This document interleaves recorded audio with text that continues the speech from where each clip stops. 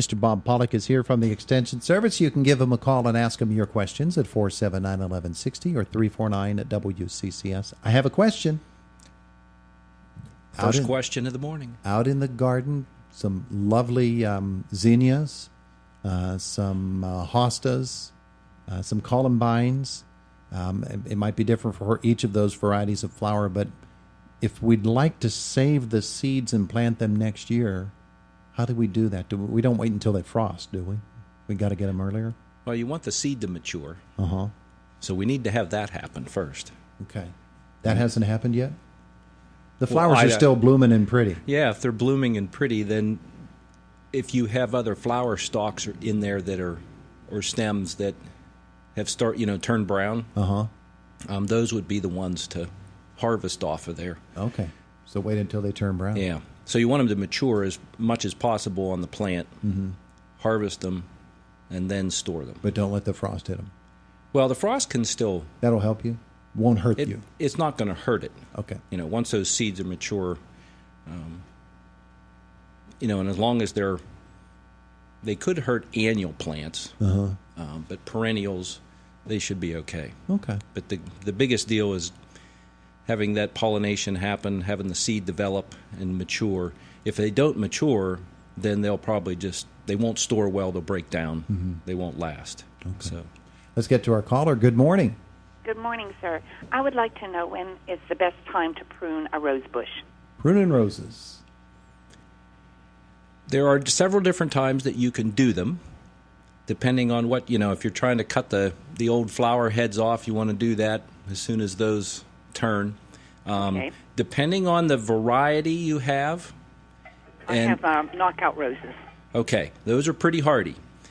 So you can you could let those alone now. If you have some straggly stuff that's there that you want to just trim back a little bit, that's fine. You can do that anytime. And then usually it's best to wait till after winter.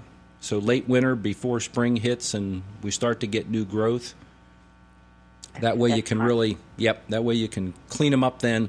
Since we don't exactly know what winter's going to bring, if we trim them all up now, then if we do get some storms or heavy snow loads or wet snow or ice that could damage some of those canes in there, we'd like to avoid that.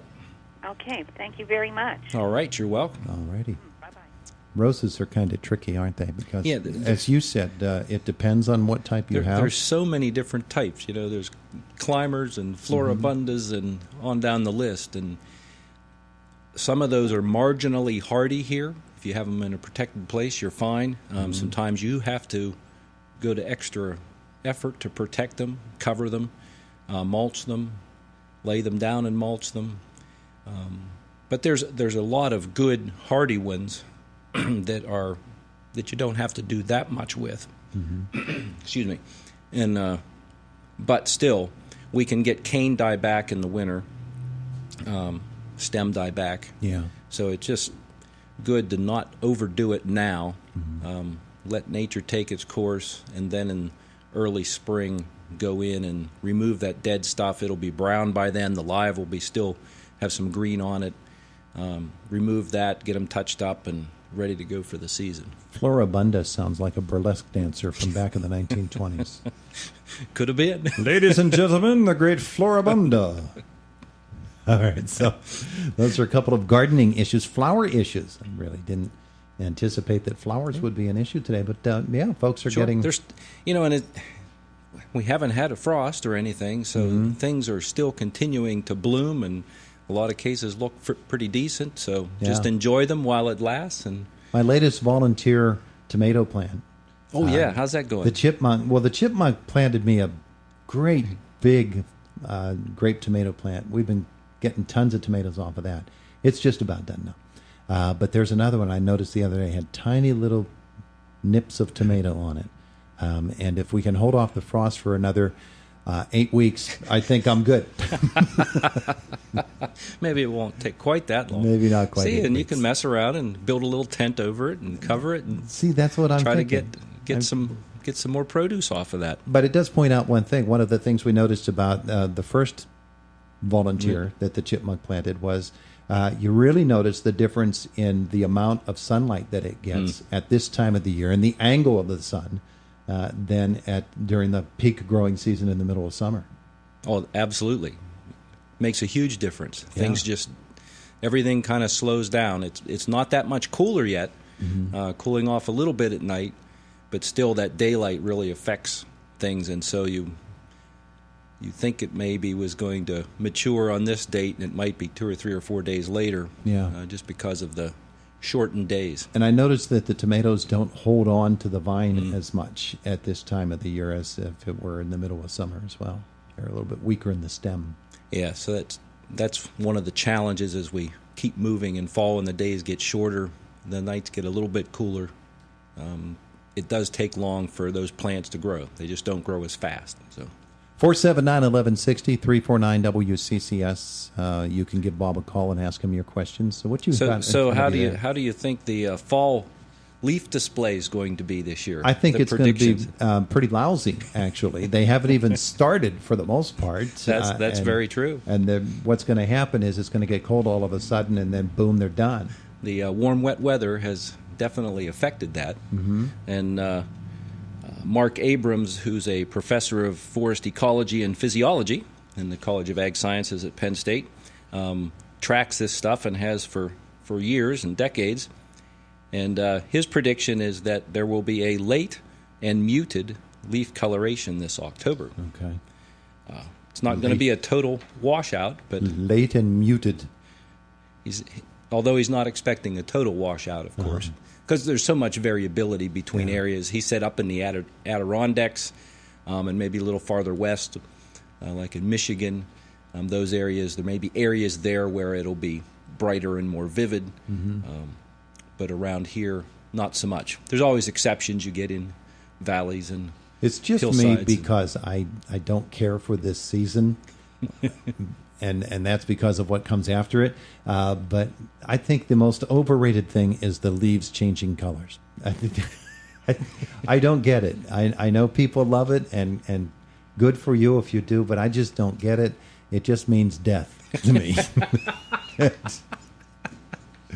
and hey, look at this! I'm red today. I'm dead tomorrow.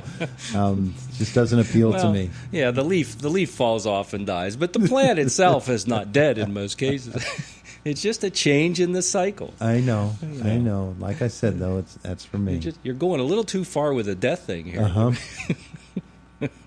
So what else does Mr. Abrams have to say? So what really promotes the best and most vivid colors for your fall enjoyment that you don't enjoy?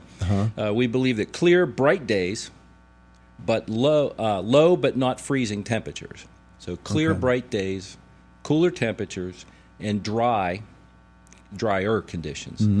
Much drier than what we have here. Not drought, but just drier conditions will allow the plants to go through their cycle and get the best, most vivid colors. Best time to look at flowers is when you're opening a magazine or when you're looking at leaves. You open a magazine, there's a picture of them. They go, okay, that's all I need. So Bob Pollock is with us. If you want to call, you've got just a limited amount of time now before we reach the top of the hour. I wanted to ask you about rainfall. So we are, of course, well above, aren't we? Yeah, so the latest report for the growing season is 15.68 inches above normal here. We've also picked up on growing degree days, so that's just a measurement of the temperatures usually above 50 degrees. Those accumulate, so we're 213 growing degree days above normal.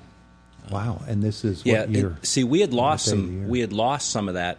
We were only maybe 80 to 100 there for a few weeks ago. We kind of declined and slowed down because we had a lot of cloudy and little cooler days. But then lately we've picked back up again on that. Yeah, we certainly have. That just helps gauge how plants might mature. So like a corn crop or a soybean crop, if we're way ahead on those growing degree days, those annual crops are going to just helps determine whether those are going to be ahead of schedule for maturing or maybe behind schedule. Now, of course, planting and everything else influences that, but those growing degree days help you measure that a little bit. Will that help us to understand about reseeding the lawn in the fall, too? No. Yeah, we need to get it done. Yeah. If the ground can that dry seed out should enough. be out there now. Oh gosh, yeah. Well, yes, definitely. So September into early October really is a nice window that we have to get that seeded, to allow it to get up and grow and get established a little bit before we really do get into cooler, colder weather. We got a little extra time this year because of the way the weather has been. Yeah, it's shifted a little bit. So. Take advantage of that. Yeah. Okay. Anything else we need to pass along today? Good time. Weeds have gone crazy this year. Really? Yeah. So try to keep them from going to seed. You know, those plants that you really don't want to see again next year, By that you had simply to deal mowing with them? this year. You can mow them off. Anything to keep that plant from going to seed, whether you pull it out, till it out, mow it off. Annuals are easier, of course, to deal with than perennials are. A lot of times perennials like thistle and things like that, well, yeah, you can mow it off, but the plant's still there, the root system's still there, and they'll send up new shoots. So it's also a good time to try to control those types of plants as well, because where things are cooling down, anything that's a perennial is starting to go dormant, but if you use any systemic materials, those will get into the plant better now. You'll get a lot better control, especially some of those nasty ones in the wild violets and things in the yard, creeping Charlie. Those that are perennials are best try to control them now. Yeah, okay.